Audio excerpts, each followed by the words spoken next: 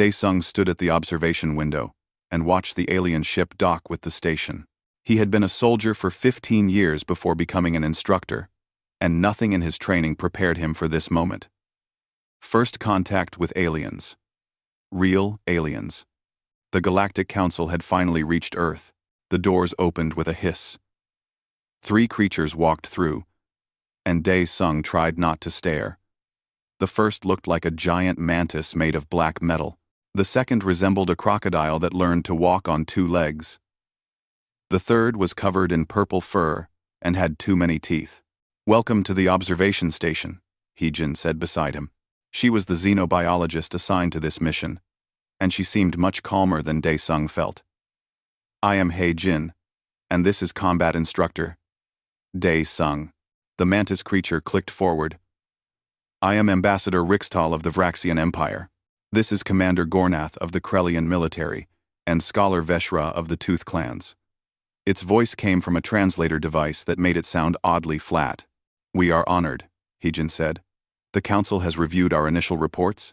"Yes," Rixtal said. "Your species shows great promise. Peaceful, agricultural, cooperative social structures. You build cities instead of hunting grounds. You share resources instead of fighting over them. Clearly, you evolved as a prey species that developed intelligence as a survival mechanism." Dae-sung blinked. "I'm sorry? Prey species? It is nothing to be ashamed of," Veshra said, showing all those teeth in what might have been a smile. "Most intelligent species in the galaxy evolved from herbivores or scavengers. Predator species rarely develop civilization. They are too aggressive, too individualistic. Your kind is normal. Safe, safe," Dae-sung repeated. He looked at Heejin, who seemed to be trying very hard not to laugh. "The Council wishes to establish cultural exchange programs," Rixtal continued. "We will send our youth to observe your species. They will learn from your peaceful ways. In return, we offer technology, trade, and protection." "Protection from what?" Dae-sung asked. "From the predators," Gornath growled. "The dangerous species. The hunters. The warriors. Your kind would not survive without the Council's guidance." Heijin cleared her throat. "We appreciate the offer. We have prepared a demonstration of human culture for your youth. We thought a sporting event would be appropriate." "Sporting event?" Rixtal's head tilted. "Games. Recreational activities. This one is called soccer. It is very popular with our children." The 3 aliens exchanged glances. "Children playing games," Veshra said. "Yes. Very appropriate for a peaceful species. We accept." 1 stances. 147. 2 days later, Dae-sung stood on the sidelines of a soccer field in Seoul with 3 very confused aliens and their 5 offspring. The young aliens had arrived expecting to observe timid human children, perhaps playing gentle games of tag or picking flowers. Instead, they watched 20 Korean children between the ages of 8 and 12 engage in what looked like organized warfare. "Explain the purpose of this activity," Rixtal demanded, as a child named Jin Woo body-checked another player twice his size to steal the ball. "They are trying to kick the ball into the goal," Heejin explained. "The team with the most goals wins. But they are fighting," one of the young Vraxians hissed. "They are using pack tactics. Coordinated attacks. That small one has been chasing the ball for 37 minutes without stopping. That's Jin Woo," Dae-sung said proudly. "Good stamina. That kid." On the field, a girl named Sujin intercepted a pass and sprinted down the field. 3 opponents chased her. She ran for 2 full minutes before passing to her teammate. The alien youth stared in horror. "How long can these cubs run?" Gornath asked. "The game is 90 minutes, Heejin said. Though for this age group, they play 60-minute matches. 60 minutes of continuous pursuit," Veshra whispered. "That is impossible for cubs. Even our trained warriors need rest." "Oh, they're just kids," Dae-sung said. "Wait until you see the adults play." The game continued. The aliens watched as human children displayed speed, endurance, tactical thinking, and aggressive competition. When a boy named Tae-young scored a goal, he roared in triumph, and his teammates mobbed him. The young aliens took 3 steps back. Then things got worse. A player from the other team, a girl named Mi-sun, protested. "That doesn't count. The ball went out of bounds." "No, it didn't," Tae-young shouted back. "Yes, it did. I saw it." "You're wrong." The referee blew the whistle and signaled that the goal counted. This did not end the argument. The children kept shouting. More players joined in. Soon, both entire teams were involved in a heated debate about whether the ball had crossed the line before Tae-young kicked it. The argument lasted for an hour. Parents got involved. Coaches got involved. The referee threatened to end the game.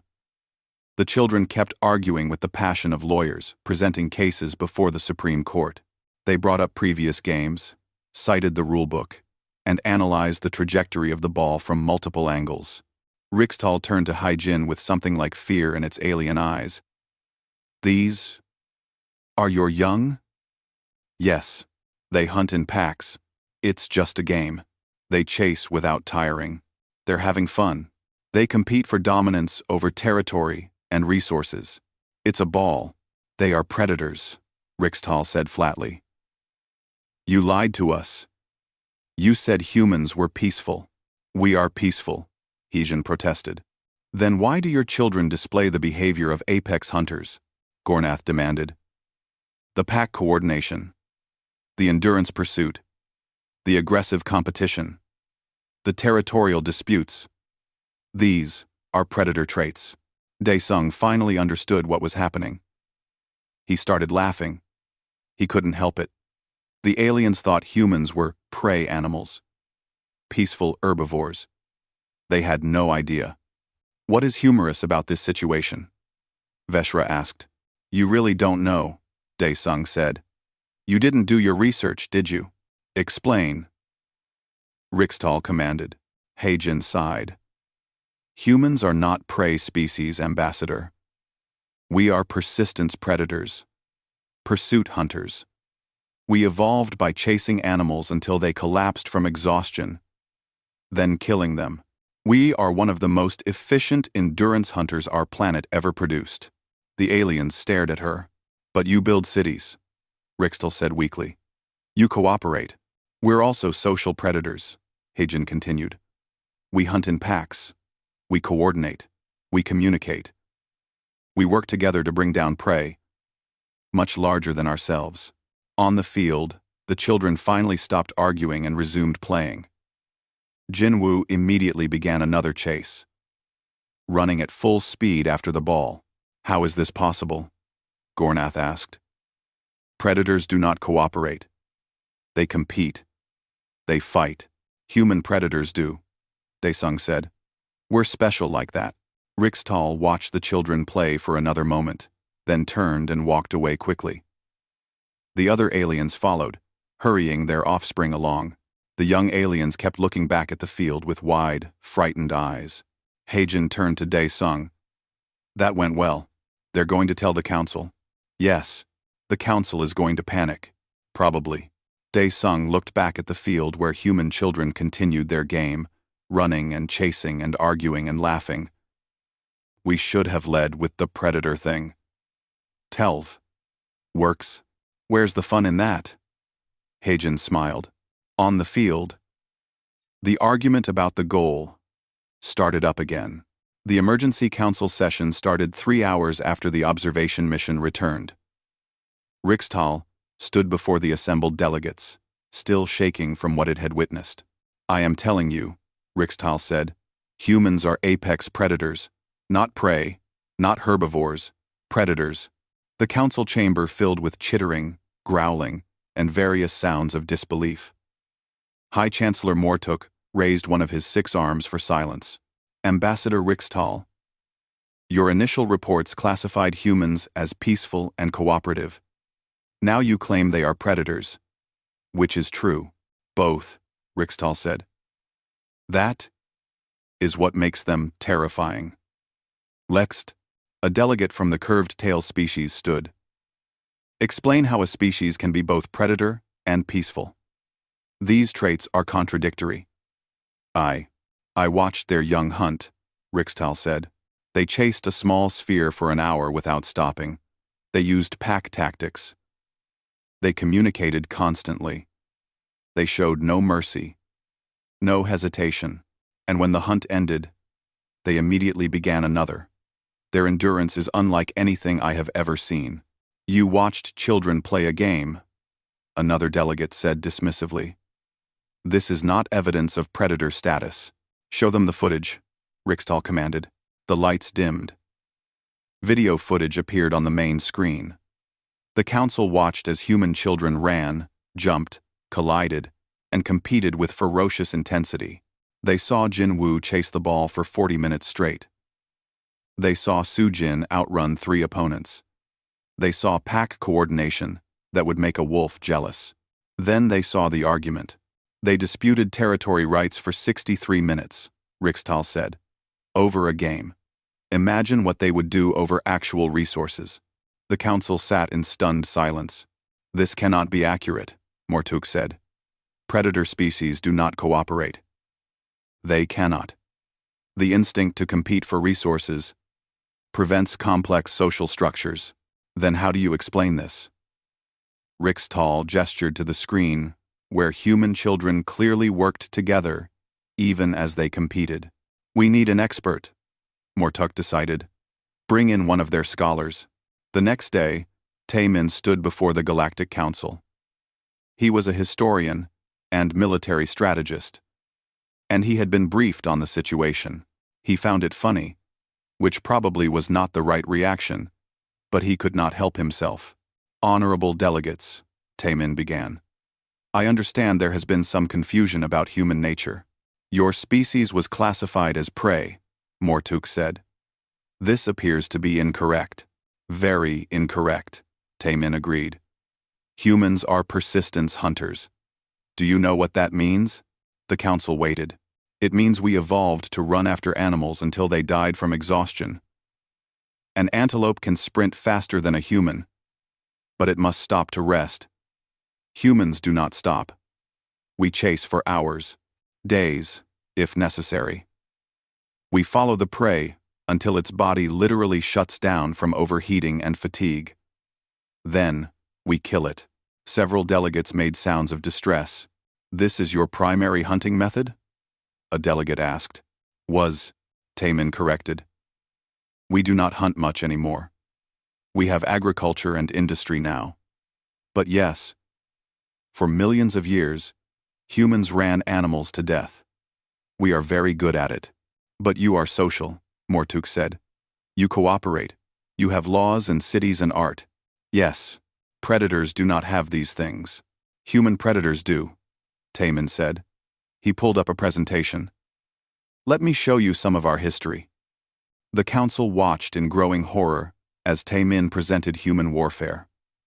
Wars that lasted 30 years. 100 years. Wars that killed millions. Weapons that could destroy entire cities. Strategies that required coordination between thousands of individuals. You fight each other? A delegate asked weakly. We used to. Quite a lot, Taemin admitted. We are better about it now. Mostly, we channel our competitive instincts into sports and business. Sports, Rixtal said. Like the ball game. Soccer, yes. Also, basketball, football, baseball, hockey, rugby, and about 500 other competitive activities. Humans need to compete. It is in our nature, but we learn to compete without killing each other. Usually, Mortuk repeated. Taemin shrugged. We are a work in progress. On one of the Vraxian homeworlds, a child psychologist named Sora was having a very strange day. She had been assigned to monitor the young Vraxian warrior scholar Thexir, who was still traumatized from the soccer game incident. Tell me what frightened you, Sora said gently. Thexir clicked its mandibles nervously. The human cub. G1. She stood in front of the goal and let the ball hit her. Over and over, projectiles moving at high speed, aimed directly at her body. She did not dodge. She did not flee. She caught them. She was playing goalkeeper, Sora explained. It is her job to stop the ball. She is young, untrained, soft. Yet she threw herself at danger repeatedly. Why? Because it is fun, Sora said. Because she wants to help her team win. Because humans enjoy challenges. You're young, deliberately seek danger for entertainment? Well, we have safety equipment and rules, Sora said. But yes, essentially, human children play many competitive games. It teaches them coordination, strategy, and teamwork. Thexier stared at her.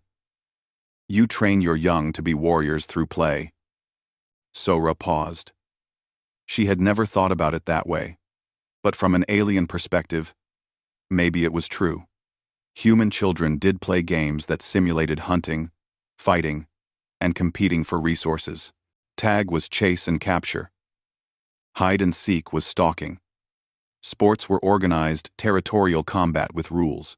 I suppose that is one way to look at it, Sora said carefully. Humans are predators who disguise their hunting instincts as games. Thexier said. This is clever. Frightening, but clever. 30. Back at the council station, Captain Yunho was giving a presentation to military delegates about human naval capabilities. It was not going well. You have vessels that can remain underwater for months? A Krellian commander asked. Yes, submarines. They run on nuclear power. Nuclear power.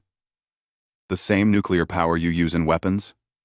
If teen sportant, these RGsn't any 2024. We try not to use nuclear weapons anymore, Yunho said. Bad for the environment. But you have them. Yes. How many? Yunho consulted his notes. About 13,000. The room went silent. 13,000 weapons capable of destroying cities, the commander said slowly. We had more, Yunho said helpfully. We reduced the stockpiles. You built more than 13,000? Well, we were competing with each other. The Cold War was complicated. You built world-ending weapons as competition? Like I said, complicated. The military delegates exchanged glances. One of them stood. How has your species survived this long without destroying yourselves? Good question, Yunho admitted. We came close a few times, but we decided cooperation was better than extinction. Eventually. Yunho. SSS. Eventually. The delegate repeated. We are stubborn, Yunho said, but we learn. That night, Thexier watched more footage of human children. This time, it was a school playground during recess. Human children ran everywhere, chasing each other, climbing structures, competing for balls and toys. They moved with endless energy, never seeming to tire. One clip showed two children arguing over a swing. They argued for 20 minutes about whose turn it was. Then, they agreed to share. Then, they argued about what sharing meant. Then, they took turns. Then they became friends and played together. Thexier could not understand it. The aggression and competition followed by immediate cooperation. The ability to fight and then stop fighting. The endless energy and enthusiasm. Sora sat down beside the young alien. What are you thinking? Humans are the most dangerous species I have ever encountered, Thexier said quietly. Not because you are cruel or violent, but because you are predators who learn to work together. You have the instincts of hunters and the society of builders. You should not exist. This combination should be impossible. But we do exist, Sora said. Yes, Thexier agreed. And the galaxy has no idea what that means. Sora looked at the young alien and felt a moment of understanding. The council had made first contact, expecting to find sheep. Instead, they found wolves. Wolves who built cities and wrote poetry and played games with their children. Wolves who could be both fierce and gentle, competitive and cooperative. The galaxy was about to change, and no one was ready. The emergency meeting of the Galactic Council High Command lasted for 6 hours. Commander Jiho watched the live feed from Earth's Defense Coordination Center and tried not to worry too much. "They are panicking," his aide said. "Can you blame them?" Jiho replied. "They thought we were harmless." On the screen, council delegates argued in a dozen different languages. The translator struggled to keep up. Words like threat assessment and containment protocols kept appearing in the transcripts. "Should we be concerned?" the aide asked. "Probably," Jiho said. "But let us wait and see. Panic makes people stupid. Maybe they will calm down." The council did not calm down. High Chancellor Mortuk called for an intelligence review. Every piece of data about humanity was examined again, this time with the understanding that humans were predators, not prey. The results were disturbing. 8 billion individuals, the intelligence officer reported. All apex predators. They have colonized every climate zone on their planet. Deserts, frozen tundra, mountains, jungles, ocean coasts. They adapt to any environment. Population distribution? Mortuk asked. Highly concentrated in cities, but with settlements everywhere. They have developed global transportation networks, communication systems that connect the entire species. They share information constantly. Military capabilities? The officer hesitated. Significant. They have weapons that can strike targets on the other side of their planet in 30 minutes. Aircraft that travel faster than sound. Autonomous drones. Cyber warfare capabilities. Genetic engineering. Artificial intelligence. The council chamber filled with uneasy sounds. "They developed all of this while we thought they were peaceful?" a delegate asked. "They are peaceful," the officer said. "There has not been a major war between human nations in 80 years. But they maintain military capabilities that exceed most council species." "How is this possible?" Mortuk demanded. "Predator species should be fighting constantly. Competition for resources, territory, dominance. This is how predators behave. Human predators are different," the officer said. "They compete, but they also cooperate. They formed something called the United Nations, a global government where nations work together to solve problems. They still argue constantly. But they argue instead of fighting." "They argue," Rixtal said from its seat. "It appears to be a cultural trait," the officer confirmed. "Humans prefer negotiation and debate over violence. Usually, Mortuk said. Meanwhile, the cultural exchange program continued because the council had already sent invitations and canceling would be a diplomatic disaster. Boram, a 17-year-old from Seoul, found herself on a Krellian warrior world, preparing for something called the Trial of Claws. "You understand the rules?" the Krellian instructor growled. "You will complete the obstacle course. Climbing, swimming, running. Combat simulation. The trial tests strength, speed, and endurance. Most youth complete it in 4 hours." "Okay," Boram said. She stretched her legs and checked her shoes. "You may begin." Boram started running. The obstacle course was brutal. Walls to climb, ropes to swing across, pools to swim through, targets to hit, heavy objects to carry. It was designed to exhaust a young Krellian warrior, and Krellians were reptilian predators with thick scales and powerful muscles. Boram finished in 3 hours and 40 minutes. The Krellian youth stared at her in disbelief. She was smaller than them, softer. She had no scales, no claws, no natural armor, yet she had outlasted them all. "How?" one young Krellian asked. "I run track at school," Boram said, breathing hard but not collapsed. "And I swim." This was like a harder version of gym class. "Gym class?" the instructor asked. "Physical education. All human children do it. We run, climb, swim, play sports. It is part of our school curriculum. The Krellians exchanged glances. Humans trained all their young like warriors, not just the ones who chose military careers. Every human child learned endurance and coordination. Then another human arrived. Kyung-soo was 18 and had been training at a different facility. He had also completed the trial of claws in under 4 hours. "Nice job," he said to Bo-ram. 340. 338. Kyung-soo said with a grin. "No way. The swimming section alone took at least 12 minutes. I did it in 11. Impossible. The distance is 200 meters. In that water current, 11 minutes is impossible. I am a stronger swimmer than you. You are not. I swim faster." The argument began. Both humans had completed a trial designed to push young warriors to their absolute limits. Both had performed better than any Krellian youth in recent memory. And now they were arguing about who was technically faster, with the intensity of scholars debating physics.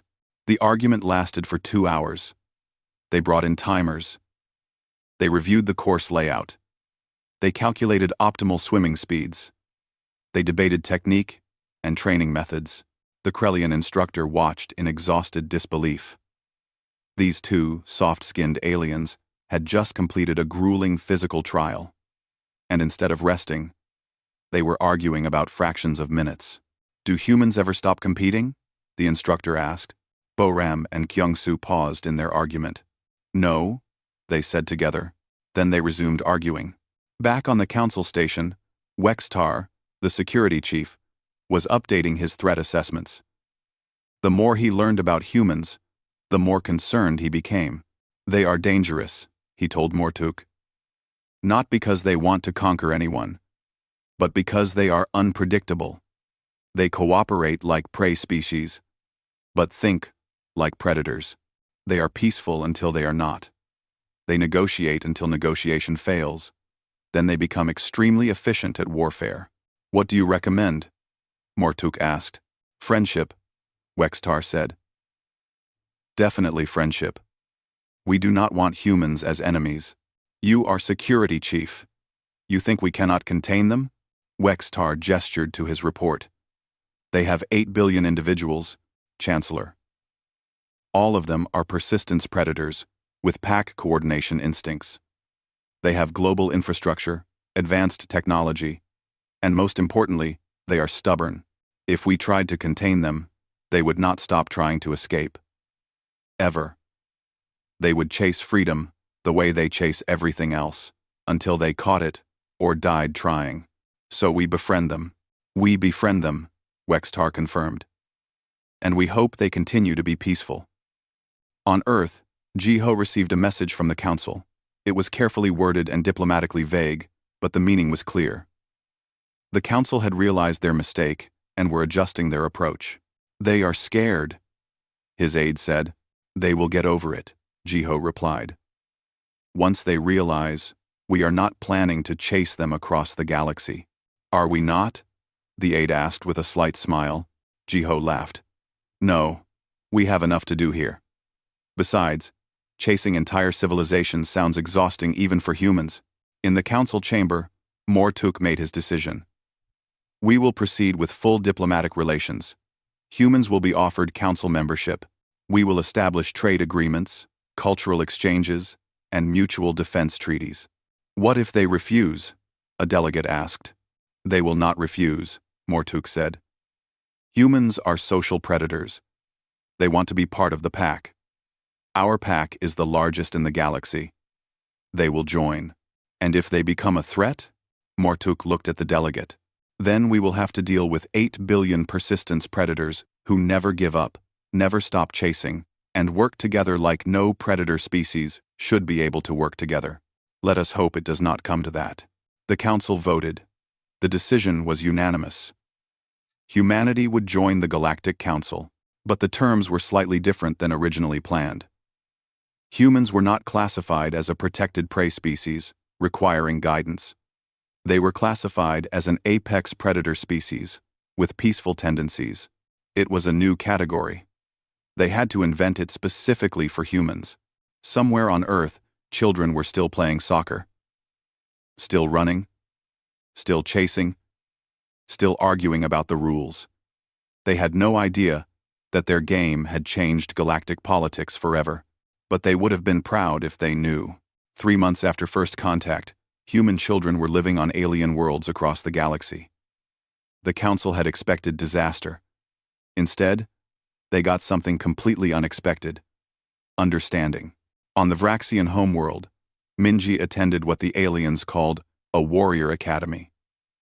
It was a school for young Vraxians preparing for military or leadership roles. The curriculum was brutal by human standards: 12-hour days, constant physical training, academic tests designed to break weak students. Minji was 13 years old and barely 5 feet tall. The Vraxians towered over her. They had hard exoskeletons, sharp mandibles, and hunting instincts honed over millions of years of evolution. They expected her to fail. She did not fail. What surprised the Vraxians was not that she kept up with the training. Humans were endurance predators. They had learned this. What surprised them was what Minji did during free time. A young Vraxian named Toresh struggled with mathematics.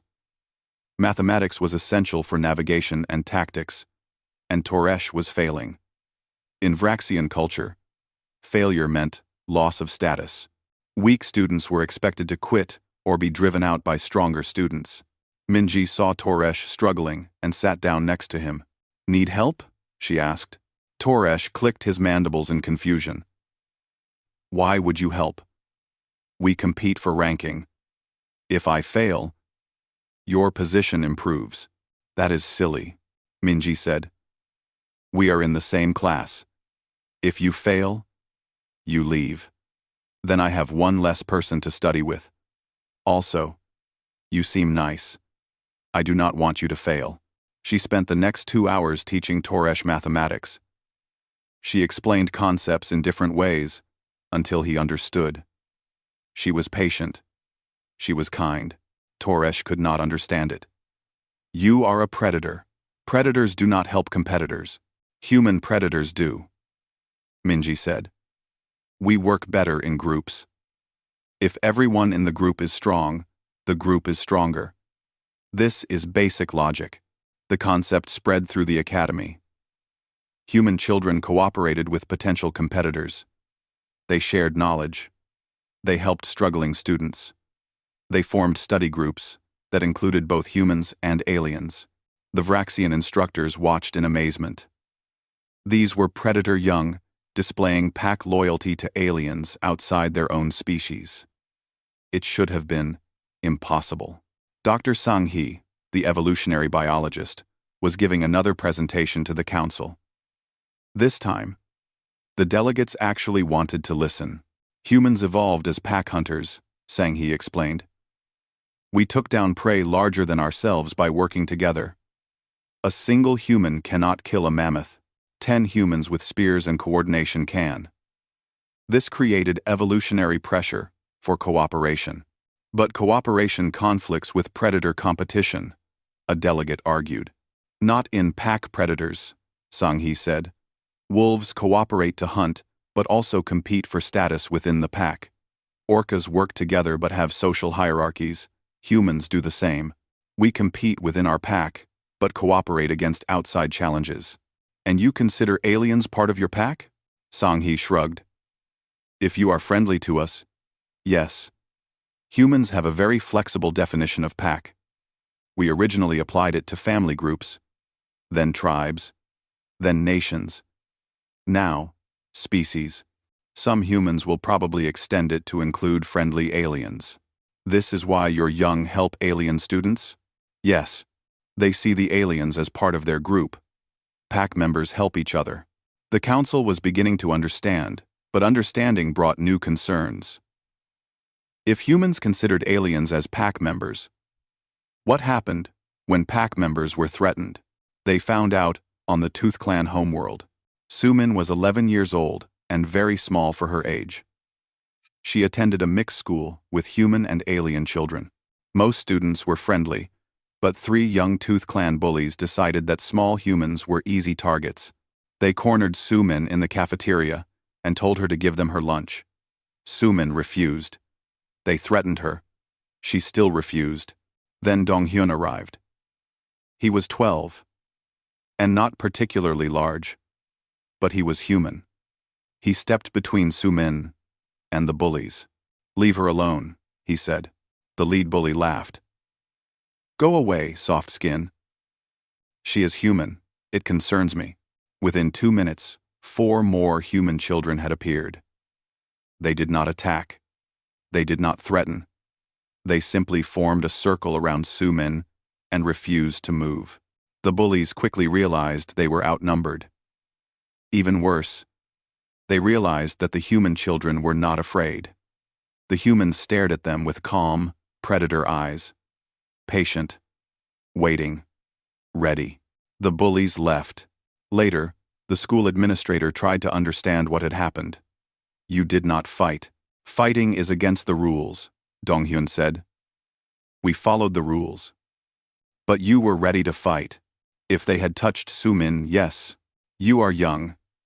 You are smaller than Tooth Clan children." Donghyun smiled. It was not a friendly smile. Would they? We are persistence predators. We do not need to win quickly. We just need to keep going. Until they give up. The administrator understood then. The bullies had faced a pack of young predators, willing to endure injury without backing down. The bullies would have won the immediate confrontation, but would have faced endless retaliation from humans, who never forgot and never stopped. It was smarter to walk away. On another world, Youngmi was making history. She was a professional athlete from Earth, and she had been invited to compete in the Krelian Champion Games. The games were open to all council species and featured the greatest warriors and athletes in the galaxy. Youngmi entered the marathon event. The course was 50 kilometers through rough terrain. It was designed for Krelian warriors, not humans. She finished first. The Krelian champion, who had won the event for 3 years running, finished 12 minutes later. He collapsed at the finish line. Youngmi was tired but standing. "How?" he gasped. "I train for marathons," Youngmi said. "This is what I do. But the heat, the terrain, the distance. I am from Earth," Youngmi said. "We ran animals to death across the savannah in the midday sun. This is not that hard." The Krelian stared at her. Then he started laughing. "Humans are insane." "Maybe," Youngmi agreed. "But we finish what we start." After the race, Youngmi did something unexpected. She spent 2 hours with the Krelian champion, discussing training techniques. She shared her methods. She explained interval training, hydration strategies, and endurance building. "Why help me?" he asked. "I am your competition. Next time you will be faster," Youngmi said. "Which means I will have to be faster too. Competition makes us both better." The Krelian thought about this. "You want me to improve so you can compete against a stronger opponent?" "Yes. Winning against a weak opponent is boring. Winning against a strong opponent is satisfying." This was a very human way of thinking. Competition was not about destroying opponents. It was about pushing each other to improve. The joy was in the challenge itself, not just the victory. On a military training station, Eunji and 3 other human cadets participated in a tactical simulation. They faced a squad of elite Krelian warriors in a capture-the-flag scenario. The Krelians were stronger, tougher, better armed, and more experienced. They lost. The humans won through tactics the Krelians had never seen before. They split into 2 groups. One group created a distraction, making noise and drawing attention. The other group circled around and took the objective while the Krelians were focused on the distraction. When the Krelians realized what had happened and charged the second group, the first group had already repositioned to cut off their retreat. The humans had created a trap using nothing but coordination and communication. The Krelian commander studied the simulation recording afterward. "You sacrificed optimal positioning to create a deception. You divided your forces. You took risks. This should not have worked. Ivwar. But it did work," Eunji said. because we did not expect it. We were trained to face direct confrontation. Krellian tactics are about strength and aggression. Human tactics are about adaptation and cooperation, Yunji explained. We look at the situation and figure out a solution. Sometimes, the solution is strength. Sometimes it is deception. Sometimes, it is endurance. We use whatever works. The commander nodded slowly. Your species is very dangerous. Only if you make us your enemy, Yunji said.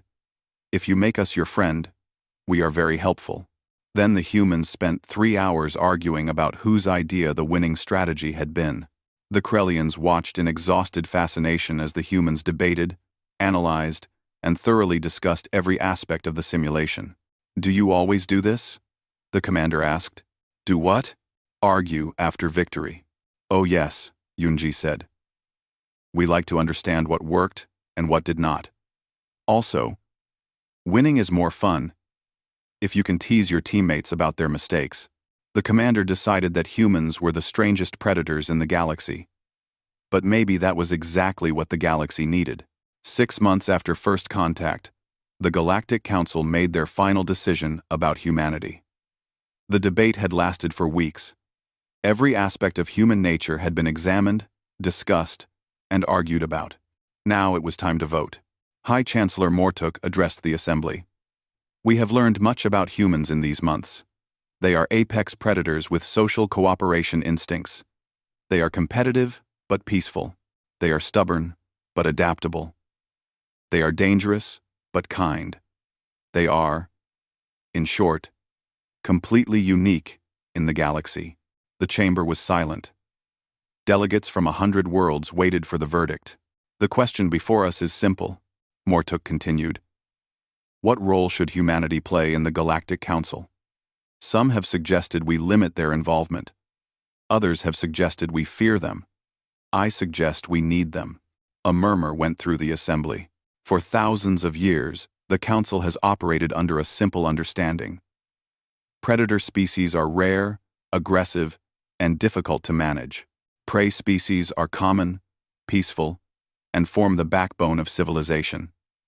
These two types rarely cooperate. Predators compete. Prey flee. This has been the natural order. Mortuk gestured to a display showing human children playing with alien children. Humans have shown us a third option. They are predators who chose cooperation. They have hunting instincts but use those instincts to chase goals, not prey. They compete fiercely, but can become friends with their competitors. They are loyal to their pack, and their pack includes anyone who treats them with respect. What are you proposing? A delegate asked. I propose that humans be granted full council membership with a special designation. They will serve as mediators, peacekeepers, and cultural bridges. When predator species and prey species cannot work together, humans will help them find common ground. When conflicts arise, humans will negotiate solutions. When member species need training and cooperation and competition balance, humans will provide it. You want to make them diplomats? Another delegate asked incredulously. I want to make them teachers, Mortuk said. The galaxy has much to learn from a species that mastered the balance between competition and cooperation. The vote was called. The result was overwhelming. Humanity was granted full council membership with the title of Cultural Bridge Species. It was an honor that came with significant responsibilities. On Earth, Daesung watched the announcement with He-Jin. Cultural Bridge Species. That sounds important. It is, He-Jin said. They are essentially asking us to teach the galaxy how to be like us. 1. That is a lot of responsibility. We can handle it. Can we? Daesung asked. We are the species that argues for an hour about soccer goals. That is exactly why they need us, He-Jin said with a smile. We know how to compete and cooperate at the same time. Most species think those are opposites. We know they are not. Around the galaxy, human children continued their exchange programs. But now, the programs had a different purpose. Instead of just observing, humans began teaching. On the Vraxian homeworld, Minji organized study groups that mixed high-performing and struggling students. The Vraxians learned that helping others did not mean weakness. It meant building a stronger group. On the Tooth Clan homeworld, Donghyun started a sports league that included multiple species. The aliens learned that you could compete fiercely during the game and be friends afterward. Competition did not require lasting enmity. On the Krelian champion world, Youngmi taught training methods that emphasized cooperation. Krelian warriors learned that working in groups made them individually stronger, not weaker. Everywhere humans went, they brought the same lesson. You can be both predator and pack. You can be both competitive and cooperative. These things are not contradictions. They are complementary. Not everyone understood at first. Many species struggled with the concept. But humans were patient. They demonstrated the principles through action. They showed, rather than told. On a neutral station, representatives from two species who had been in conflict for decades met for negotiations. The talks had stalled. Both sides were too proud to compromise. Both felt they could not show weakness. The human mediator was a woman named G1. She was the same G1 who had once played goalkeeper in that fateful soccer game. She was now 24 and trained in diplomatic negotiation. "Tell me why you are fighting," G1 said to both sides. They explained. It was a border dispute over a small resource-rich system. Both sides had historical claims. Both sides felt justified. "So you are competing for resources," G1 said. "This makes sense. Competition for resources is natural." Both sides nodded. "But competition does not require war," G1 continued. "There are other ways to compete." She proposed a solution. The system would be jointly administered.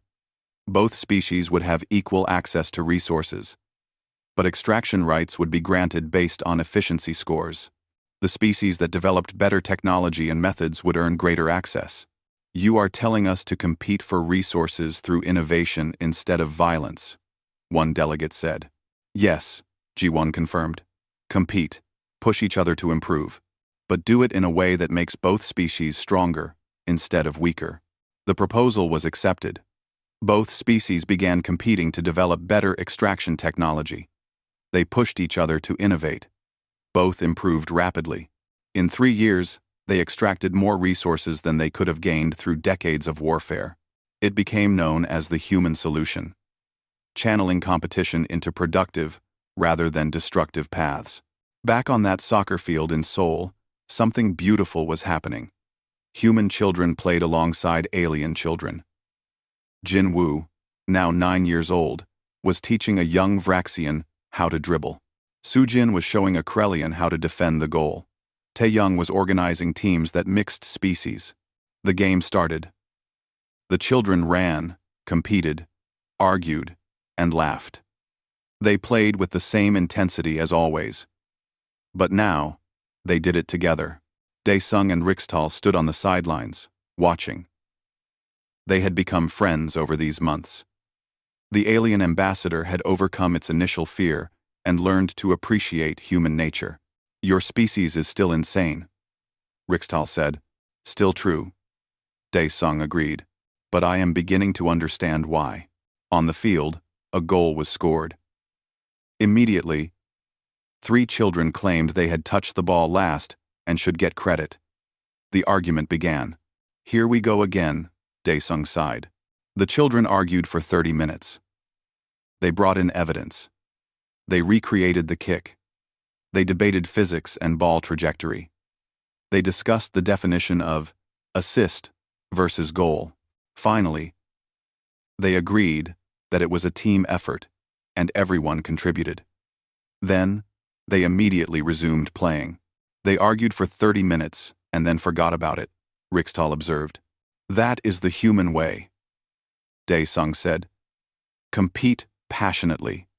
Argue intensely. Then, move on." "Your young one, Jin Woo," Rixtal said. "That is nothing. When he was 8, he chased a ball for a full hour." "How is this possible?" "We are persistence predators," Daesung reminded the alien. We do not stop. Rixtal watched the children play. Human and alien together, competing and cooperating simultaneously. It was beautiful, in its own chaotic way. The galaxy is better for having met your species, Rixtal said quietly. Thank you. Even if you are all completely insane, especially because we are insane, Daesung corrected with a grin. On the field, Jinwoo scored a goal. He celebrated with his teammates, both human and alien. Then another child insisted the goal should not count because of a minor rule violation. The argument began immediately. It would last 40 minutes. Then they would all go get ice cream together. This was the human way. This was what humanity brought to the galaxy. Not just technology, or weapons, or knowledge, but the understanding that competition and cooperation were not opposites, that you could chase something with fierce determination and still be friends with those who chased it with you. That arguments were not conflicts if both sides respected each other. That predator instincts could be channeled into productive paths rather than destructive ones. The galaxy had spent thousands of years believing that predators and prey could never truly cooperate. That competition meant conflict. That peace required everyone to be the same. Humans proved that was wrong. And somewhere, in every corner of the galaxy, children were learning to play soccer. They were learning to compete and cooperate. They were learning to argue passionately and then share snacks afterward. They were learning to be both predator and pack. They were learning to be human, and the galaxy would never be the same.